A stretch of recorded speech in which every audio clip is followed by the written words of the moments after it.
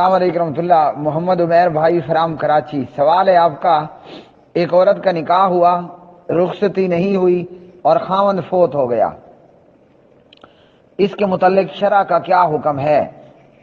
حدثنا عثمان بن ابی شیبہ حدثنا عبد الرحمن بن مہدی عن سفیان عن فراس عن الشعبی عن مسروق عن عبد اللہ فی رجل تزوج امرأة فمات عنها ولم يدخل بها ولم يفرض لها الصداق فقال لها الصداق كاملا وعليها العدة ولها الميراث فقال معقل بن سنان سمعت رسول الله صلی اللہ علیہ وسلم قضا به فی بروا بنت واشکن. رواہ ابو داود. حدیث نمبر 2114 2114. اس روایت متعلق علامہ ناصر الدین البانی رحمہ اللہ، علامہ محمد زبیر علی زئی رحمہ اللہ دونوں فرماتے ہیں روایت صحیح ہے، اور یہی روایت ابن ماجہ کتاب النکاح میں حدیث نمبر 1891 پر ہے، 1891. نسائی میں حدیث نمبر 3358 3358.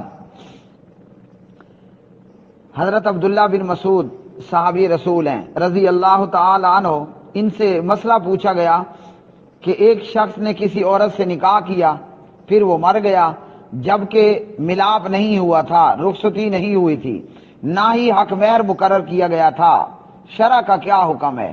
ابن مسعود فیصلہ کرتے ہیں اس عورت کے لیے پورا مہر ہے اور اس پر عدت لازم ہے. کیا مطلب عدت لازم؟ جو بیوہ کی عدت ہوتی ہے 4 ماہ 10 دن، اور یہ وراثت کی بھی حقدار ہے.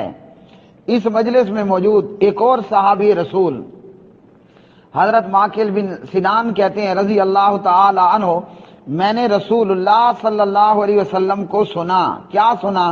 پیارے نبی علیہ الصلوۃ والسلام نے بروا بنت واشق کے بارے میں بھی یہی فیصلہ فرمایا تھا.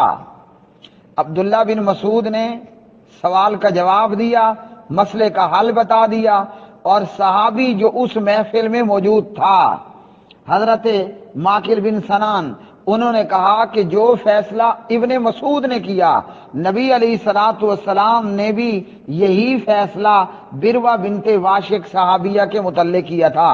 مطلب کہ نکاح ہوا تھا ان کا، رخصتی نہیں ہوئی تھی، خاوند مر گیا، عدت گزاری، وراثت میں حصہ ملا، حق مہر پورے کا پورا ملا.